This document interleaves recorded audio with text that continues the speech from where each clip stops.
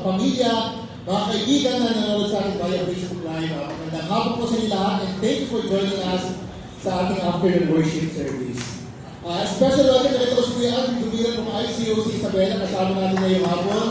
Welcome Kuya Alvin at maraming salamat kay Ate Michelle na nag-provide ng tinapay sa ating lahat para sa ating 5-minute fellowship break. You have a chance to experience also yung breaking of the bread. So, kumang naubos na. Pero maraming salamat natin. Parang magandang idea na every 5-minute fellowship break. Meron tayong konti na ating gawin. Thank you, Ate Michelle, for sharing yung tinapay kanina. Kung napapansin niyo po, wala pang single service din ngayong hapon. Because they have their Congress service this morning. So wala po yung singles ngayong hapon. But joining us this afternoon ay mga batang-batang kapalit natin from the Teens Ministry. And we're grateful kasi usually Teens Ministry kumakawa sila sa first door for their own service. But today they decided to join us. And not only they join us, but para rin sila ng ating worship. Meron tayong mga musicians dito. Parts ng line-up, at yung mga ushers, yun rin po si David, napakit na usher ni David. So, I really hope na madalas natin makita yung Teens Ministry dito sa taas. Sa PTJ, most likely every last Sunday of the month ay kasama natin dito. So, napaka-excited na kasama ng teens ngayong hapon sa ating afternoon worship service. Today po is the last Sunday of November 2023, mga last Sunday ng 2023. At ito na po na announcements ni Lance kanina. Next week po, December 3, magkakaroon tayo ng ating banquet. Ating banquet na ang team po natin ay Fiesta Pinoy. Fiesta Pinoy po yung ating banquet team. At ang ating po venue ay Pinoy na Pinoy pa rin. May pulitin dito ang ating venue next week sa ating banquet. Pinoy na Pinoy tayo sa May Pulitin. And next Sunday po, we'll have a short community service first. And then right after that, we'll be having our banquet. And let's get excited because our special events committee ay nag-prepare po isa na masaya at exciting na programa. And ito na po nasa papat natin. Konting reminder na po, meron po tayo registration fee of 150 pesos for our adults and 100 pesos naman para sa mga bata, sa mga children. And we designated the house receivers para sa confirmation and head count ng mga darating po sa ating banquet. And for the additional of joy, please include po their ages para ma-classify sila sa mga games na gagawin special events next Sunday. And kung nagtatanong po kayo kung kanina ibibigay yung registration fee, we already assigned some people na mag-coordinate the registration for involved ministries si Mau Castaneda, for singles si MJ sa Piazza, for married si Gina and si Jenny. Gina and Jenny, so we totally know Gina and Jenny lang po for the marriage ministry. And for seniors naman si Ate Owen po, ang deadline po natin ng payment ay sa December 2. Bilang Fiesta Pinoy po yung team natin this coming Sunday, ito rin mga pets na pwede natin isuot next week. Kaya, so, ito po yung pwede natin isuot next week sa ating Fiesta Pinoy. So, so pwede po tayo kumapit yan. Hindi ko ako ito. Hindi ko ako yan. Lalo ko sa Google yan. So ito po pwede na isuot next Sunday. Make sure na po na komportable yung suot natin. Baka marong pa tayo, marong sayang. Make sure na komportable tayo sa mga games na rin tayo next Sunday. But I'm hoping na maging palapon yung ating costume kasi meron tayong PPA best costume or best outfit sa ating banquet. So excited po ito. At para sa ating pagkain, pagkain po tayo. So welcome po tayo ng Sunday. Good for sharing rin. And good for showering. Good for sharing and for shower. So dahil po natin para marami na yung napapagsaluhan sa Sunday. At kung nais mo magpakita ng bilas, katulad ni Daniel Roma, nagpupulay sa Alambre, tanongin nyo lang po yung special events na bigay para mag-ulit kayo sa ating program this coming Sunday. At lastly po, ito yung pinakamahalaga sa mga ibig po mag-sponsor ng mga prizes. Tulad ng Gcash or cash prizes, company products, appliances, gift boxes, Nochibera packages, gift certificates, or kahit mga sasakyan nyo ng second hand. At kung ano-ano po, if you would like to donate that, i-sponsor po natin. Napila niyo po kami ni Ate Jenny, at saka ni Tess de la Cruz, kami ni Jasin Magasawa. At para isama natin sa mga list of prices natin for this coming Sunday. I'm sure you're going to mga second natin sa wow. So, again po mga kapatid, exciting po ito. Exciting po especially sa mga disciples na never pang nabubunod sa raffle. So, ito yung taon nyo, this coming Sunday na mabubunod kayo sa raffle. So, again, kita po tayo sa Maybe next week for our banquet. Last Sunday po, Jassy and I, kasama po yung mga family leaders ng marriage ministry ay hindi nakasama sa ating service last Sunday because we have a planning time for 2024. So ito po yung mga magiging natin family group leaders ng marriage ministry and exciting po naging planning na mga family group leaders natin sa marriage ministry because we really plan and vision and we get our center really ready for 2024. Gusto ko po nag-iinit ang leadership ng mga leaders talaga awesome na naging planning sa mga also po last Sunday, after our planning time, after the planning time of family leaders, Jassy and I attended yung taan, yung campus sa kanila sa White Side, kung saan po our very own dance Castillero. Yung announcement kanila, siya po kinamahal ng most outstanding sophomore. Si Lance Castillero. Si Lance po ay nag-aaral sa Pinoy Manila. Kung saan nag-aaral? Saan po nag-aaral? Marami siya mga scholarship. So, and for me, kasi scholarship, kaya talaga pass yung grades niya. Tapos kung sila sa to, nagsiserve siya sa mga being part of D4G. So, isip ko, ilang oras ko na natulog ba kung D4G? D4G, tapos kailangan ko na-pass yung grades niya. But, grabe, bro, we're just proud of you, the family, the testing is out of Blasio Guillermo, na talagang namunga yung sound, ang mga most sa ating tawag sa kanyang awards. And of course, after yung kaan, siyempre, kapatid natin si Andre, make a head dahil kasi last time ang dating, ang girlfriend niya si Ellie. So, pwede ba ito ba yung mga bagong dating ko po si Andre at si Ellie? Ayan.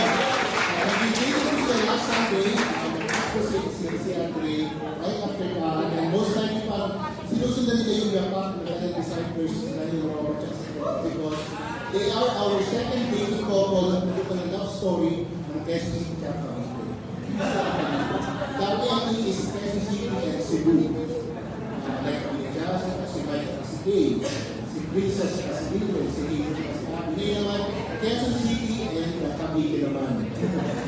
And speaking of course of dating couples, for sure nasa cloud din po about the dating couple na ang Gonzales.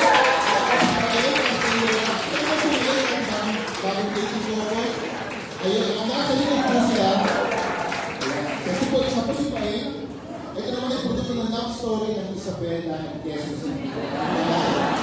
Long-distance relationship ng Quezon City region. But nakakatuwa po, very excited po ako personally kasi nag-group ko naging dating ministry ng region natin. So far, we have, I think, 15 dating couples already. And nakakatuwa kasi nag-group ko naging dating ministry natin and yung mga married couples are really volunteering na maging mentors ng mga dating couples natin, which I actually appreciate because ganito talaga yung goal natin na mag-strengthen po natin ang intermediary relationship. Okay, so for our lesson this afternoon, our lesson for this afternoon is from the book of Ruth. The book of Ruth. May ating share ngayon up. And bakit ko ba ito share? 2 weeks ago po, we had a Northeast Region Leadership Meeting and si Mano Roland, he shared something about food. Sabi ko, baka maganda mag-share ng lesson about food. So, the lesson that I'll be sharing this afternoon is, I don't need it mula sa ating community. And the title po of our lesson this afternoon is, The Needs of Others. The Needs of Others. So, sa Tagalog, ang pangangailangan ng iba. Bago tayo patuloy, let's go to God and Lord. Panginoon, maraming salamat that we're together as a family. Maraming salamat. We are praying to same God.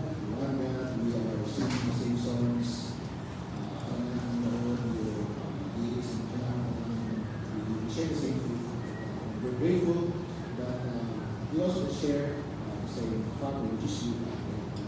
Maraming salamat that we have this relationship. Kayo, kasama mo. I just pray that we will as a preach, share your lesson. This is yours, God, and gamitin mo po ako powerfully so that you'll be able to just deliver your lesson in such a way na mapupupo po yung puso ng lahat, especially po ako ng Christian. Salamat po, and I pray this in Jesus' name. Welcome niyo pala si Mama T. Si Mama T po ay studying ng seniors ministry at hindi ko rin nakakala si Mama T po ay tita ni Lord Lee ay si Uso ng Lila. Welcome of course ni Ate Michelle that provide us sa katera ng tinapay. So I can't imagine kung magdadala ni Ate Michelle sa ating banquet sa ating mas maraming tinapay tayo. So yes, ang Pinoy, tinapay edition ng next but again po, the title of our lesson is after is the reason why. So sa Tagalog, ang pangailangan nila. Konting background lang po tungkol sa Book of Ruth. Kung nabasa na po yung Ruth or plano yung pasahin yung libro ng Ruth, yung 5 times, medyo tragic po yung simula ng kwento ng libro po. Ruth 1 started with the story of a guy named Elimelech. Pilipino to, rintas ko sa NDI. So ito po yung, ang Ruth 1 po ay nag-start sa kwento ni Elimelech. Asawa po siya ni Naomi, at meron sila dalawang anak na si Malon at si Kilion. Sa chapter 1 po, nabanggit na nagkaroon ng famine o tagutok sa Bethlehem kung saan sila nakatira ang asawa. So nagkaroon ng tagutok sa Bethlehem, Judah. So they decided to move out. Pumunta sila sa Moab. Yung Moab po ay isang pagan po. Ibig sabihin, iba yung Diyos na nasa sa Moab. So iba yung atmosphere sa Moab. Sa Moab, namatay si Elimelech, yung asawa ni Naomi. So naiwan si Naomi at saka yung dalawa niya na si Malon at si Kilion. Eventually, nakapangasawa si Malon at si Kilion ng mga Moabite women na ang pangalan ay si Orpah at saka si Ruth. Eventually, namatay si Malon at si Kilion. So ang tira nila ay si Naomi at saka yung kanyang dalawang maluga. If we're going to imagine yung buhay ni Naomi, very tragic. I mean, she left her homeland, she left her relatives sa Bethlehem to avoid famine. And then shortly after, 3 important men sa buhay ni Naomi died. Yung asawa niya, at yung dalawang anak. So ibig sabihin, naiwan si Naomi at yung dalawang malugod na babae. So ibig sabihin, tatlo na silang widows, tatlo na silang mahal. And what are widows during that time? Noong mga panahon po yun, widows have no social status or no economic means to survive. If we're going to compare the widows before, sa panahon at ngayon, they're like the hopeless people. Wala silang pera. They have no social status. They have no means to survive. So it's safe for us to say na life for Naomi was very hard, very challenging. At kung babasahin natin yung chapter 1 ulit, may kwento doon na narinig ni Naomi na si God has been providing food na sa Bethlehem. So they decided to go back sa Bethlehem sa aming dalawang daughters-in-law. Kaya lang, on their way home, Naomi thought na, I think it would be better for Orpah and Ruth to stay sa Moab. Kaya sabi niya sa verse 8 ng chapter 1, then Naomi said to her daughters-in-law, go back, each of you, to your mother's home. May the Lord show kindness, as you have shown kindness to your dead husbands and to me. May the Lord grant that each of you will find rest in the hope of another husband. So since Moabites po, si Orpah at si Ruth, there's no hope for them to find another husband sa Bethlehem. Kaya sabi ni Naomi, dagdagan lang kayo sa Moab kasi hindi kayo magkakaroon ng future sa Bethlehem.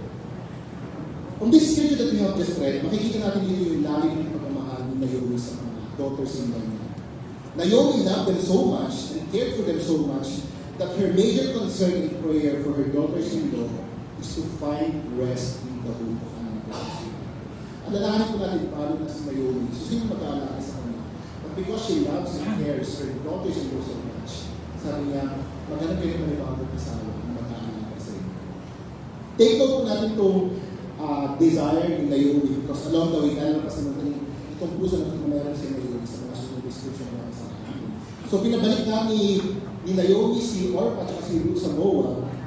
And when they heard this, si Orpah, she decided to go back sa Moab. Kahit malungkot, she decided to leave Naomi. Ruth, on the other hand, decided to stay with Naomi. And she said one of the most famous verses sa Old Testament. Sabi ni Ruth, don't urge me to leave you or turn back from you. Where you go, I will go. And where you stay, I will stay. Your people will be my people and your God, my God. Where you die, I will die. And there I will bury. May the Lord deal with me, be so severely, even if death separates you. Babasa natin yung description, parang siyang ganitang wow kapag kakasal. Or kahit lalo magpakasal, may inisip magpakasal. Parang ang ganda rin gawin wow sa magiging pangasawa. Sabi ni Ruth, no, urge me to leave you or turn back from you. Mahirap pa yung buhay natin. Where you go, I will go with you. And where you stay, I will stay. Your people will be my people and your God my God. Where you die, I will die. And there I will be buried. Makikita naman natin dito yung pagmamahal na meron si Ruth para kay Naomi. But, for our lesson this afternoon, we'll be focusing sa pagmamahal ni Naomi kay Ruth. At dito po yung natin lesson ngayon. So, basahin po natin ang Ruth chapter 3, verse 1. Ruth chapter 3, verse 1. Sabi doon, one day, Ruth's mother-in-law, Naomi, said to her, my daughter, I must find a home for you where you will be provided for. Again, remember, from the time pa lang na kinausap ni Naomi si Orpah at si Ruth, all she cared for is for her daughters-in-law to have a home. And she's committed to it na even sa chapter 3, yun pa rin yung naman ng puso niya for Naomi to have a home.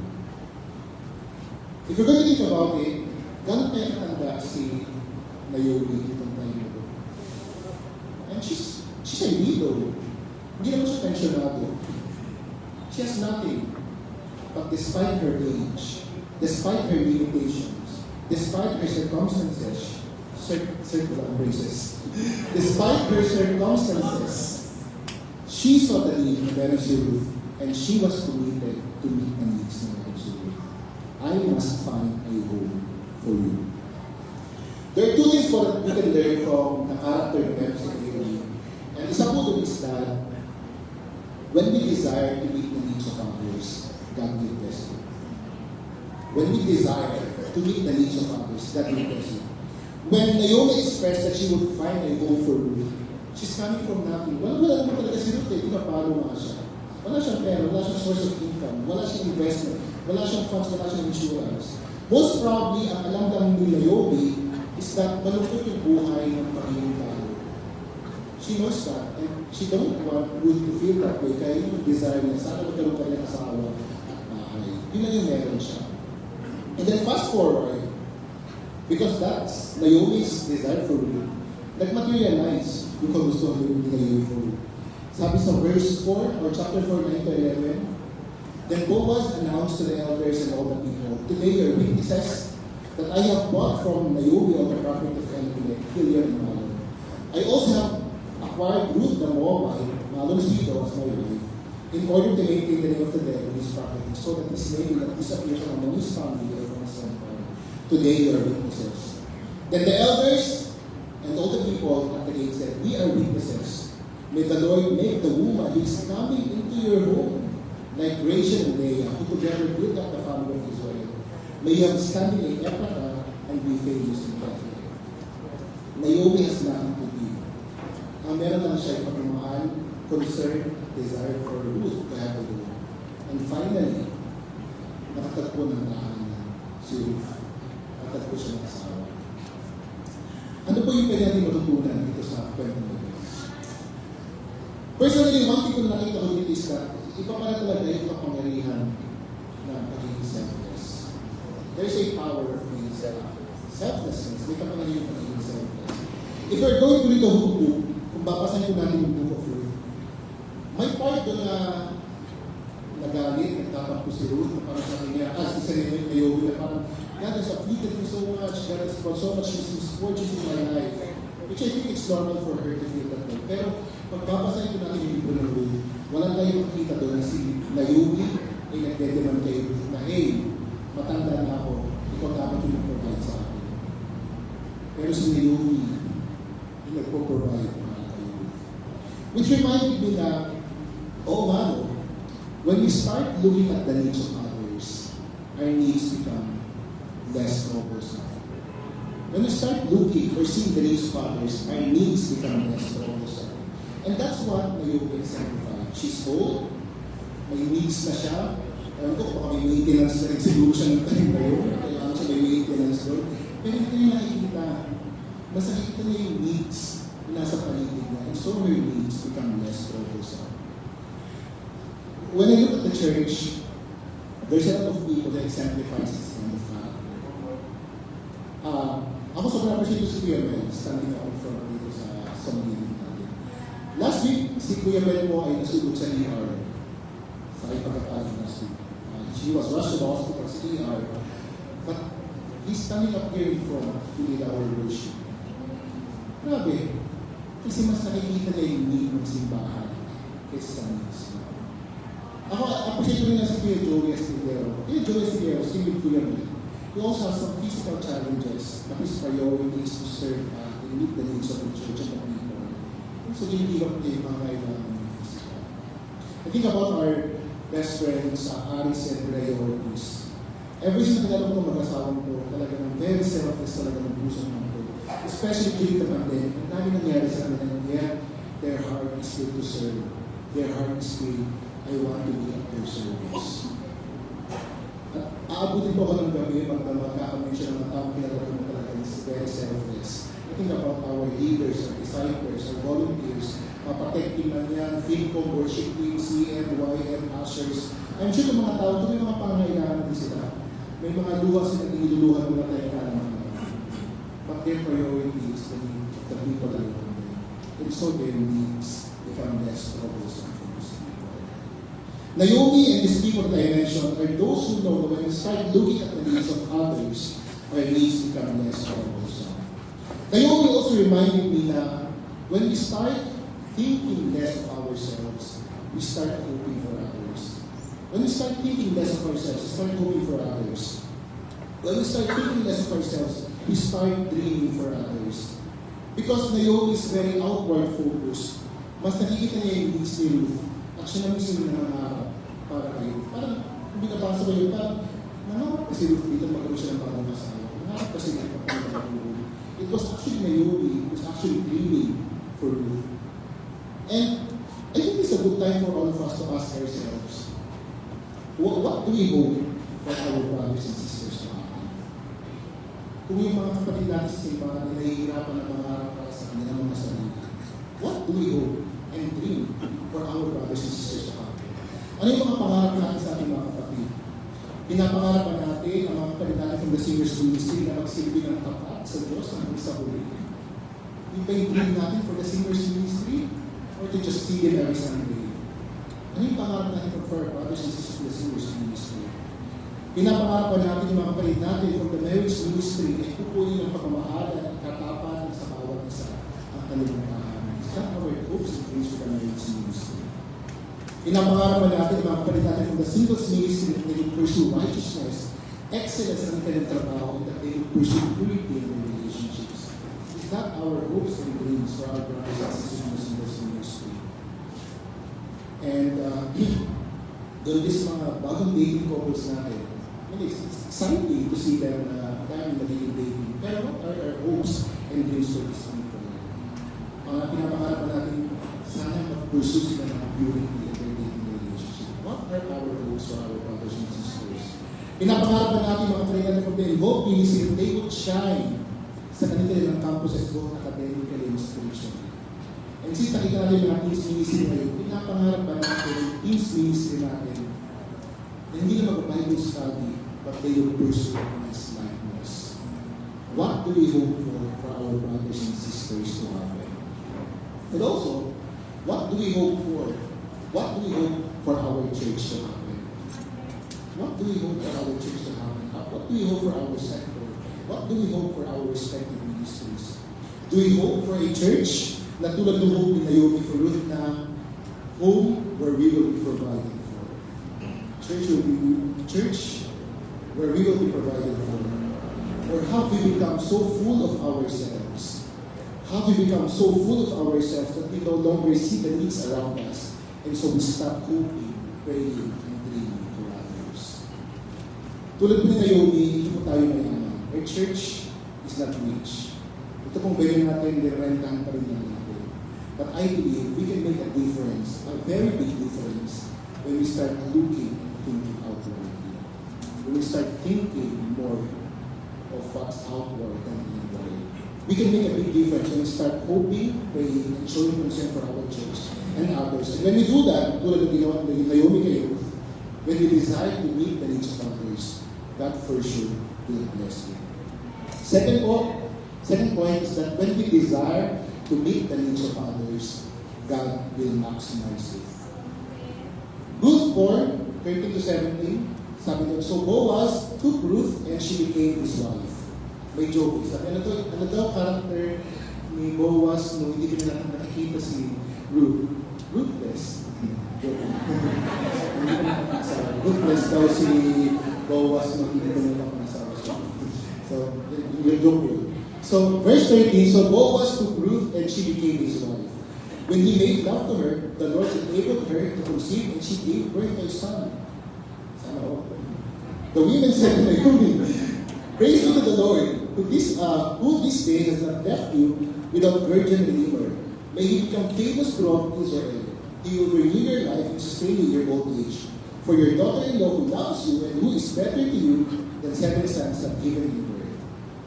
Then Naomi took the child in her arms and cared for him. The women living there said, Naomi has a son, and they named him Obed, and he was the father of Jesse, the father of David. Medyo technical to compare it, but what I shared, why did I share this? Sa mga aplaholics po dito, sa mga mahilig mag-apla, this story we have just read is a fulfillment of a messianic prophecy. It's a fulfillment of a messianic prophecy. Ano po ibig sabihin? Mula po sa pamamahala ni Ruth at Boaz, sinilang si Obed, na naging tatay ni Jesse, na naging tatay ni David. And if you're going to read Matthew 1, we'll see there these people. Boaz, Obed, Jesse, were actually genealogy of Jesus. Mga nilulo po ni Jesus. Ano po gusto kong puntuhin dito? What's my point here? Remember, Naomi's only desire is for Ruth to have a home. Yun yung gusto mangyari ni Naomi, magkaroon ng bahay, magkaroon pa ng bagong asawa sa Ruth. Yun yung gusto mangyari ni Naomi. But God said, no, I have better plans. In fact, amazing plans for Ruth. Sila ang magiging ninuno ni David na magiging ninuno ni Jesus. When I was reading, parang nakapangilabot, parang, just imagine, sa simula, akala natin this is just a story of finding another love story for you. But this is actually a story of Jesus' family. Kwento po ito ng story ng genealogy or ancestry of Jesus. Kaya yung second point natin, when we desire to meet the needs of others, God will maximize it. Akala natin, ito lang yung desire natin, pero God will actually maximize yung mga desires natin. Si Naomi, wala siyang kaalaman na grabe, mas malaki pala, mas grande pala yung plano ni God kaysa sa plano niya. Which reminds me na, minsan tayong mga disciples, gusto natin agad ng result. Tayong mga disciples, we want an immediate result. Gusto natin agad-agad, may resulta. And so we are afraid of taking risk. Kasi baka wala namang return of investment. Ayaw mag-take ng risk kasi baka patay na ako bago pa naman yung tubo. Kaya ayaw na mag-take ng risk. But what we can learn from Naomi's story is that just do good. Just be good. Because not only God can bless the desires of your hearts, He's able to maximize also the impact of the works of your hands. Hindi na inabot ni Naomi si David. Wala siyang kamalay-malay na meron pala siyang magiging David sa genealogy. Wala siyang alam-alam doon. Ang pangarap na talaga niya is magkaroon ng bahay at matchmake si David, si Ruth at si Boaz. Hindi niya akalain that matchmaking that Naomi did would create a big impact sa buong mundo. Because there, mag-realize Jesus. Naomi's story taught me that we should never, ever underestimate the little things, the little desire that we have for our brothers and sisters, because God can use it powerfully, whether presently or in the future. Maaaring yung resulta, ang maka-experience kayo mga ako-ako pa na rin sa turo. But the truth is, or what we can put our trust on is that God can use the things that we are doing right now. Hindi mo nakikita ka natin ang resulta. Ngayon kung may asawa na ako, mas ngayon kung may asawa na ako, mas nakikita ko yung impact, kung bakit madalas pinapag-usapan yung purity ng campus ako at ng singles ako. Kasi may talaga siyang impact kapag may asawa ka na. Malaki yung impact ng purity kung may asawa ka na. Malaki siyang tulong sa marriage. And if marriage is okay, family will be okay. And if family is okay, which is the basic unit of the society will be okay. And if the society is okay, the whole world will be okay. And if the whole world is okay, wala nang Thanos. Hindi na dapat si Thanos. Wala nang nabalan, Avengers. But I hope you're getting my point. Na yung mga maliit na bagay, akala natin maliit na yung resulta na, pero napakalaga na pwede mag-impact nito sa mundo natin. And I think this is my charge for everyone. The simple reminder of keeping ourselves pure will have a big effect in the future. Natutuwa ako sa kasama ating things ministry right now. Let's preach to our teens. Let's preach to the young people inside this room to protect their purity. Because when you protect your purity, you'll be protecting also your future family, the future society, your future community. Kapatid, let's not underestimate the good things that we are doing. Let's do good, let's be good, because we'll never know the impact na pwede gawin ito sa mga buhay ng mga tao sa paligid natin. Speaking of doing good and being good, ako inspired na talaga ako sa kwento ni Ate Rose at ni Ate Michelle. Gusto ko malaman yung opinion ni Ate Michelle kasi lagi sa group chat, yung Michelle na nawala, nililigaw sa PACC. Gusto ko malaman yung tunay na opinion ni Ate Michelle. Kasi sobrang inspired ako sa kwento ni Ate Rose at ni Ate Michelle.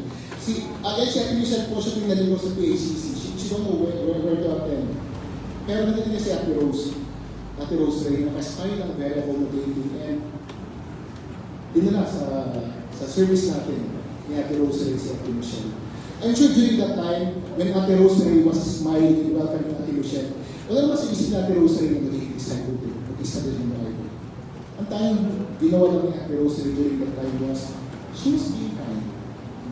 She was just being accommodating. She was just smiling. And from that smile, and the random act of kindness, Ate Michelle is starting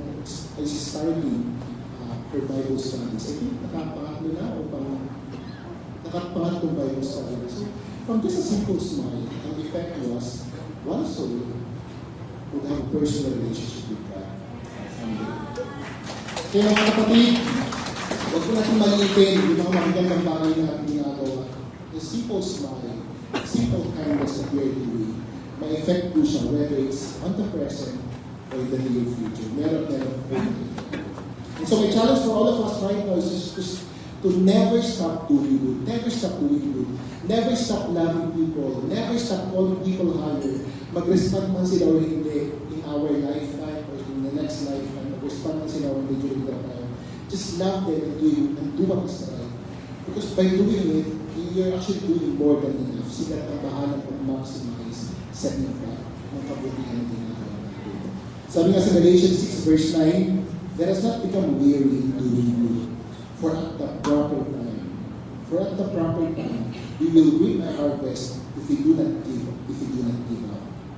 And so dahil kung pagkatapos mga kapatid, may we all imitate Naomi's selfless heart. Nang ginagawa ko lesson, sabi ko, bagay na bagay kay Naomi yung pangalan niya na selfless. Kasi sabi niya, Naomi.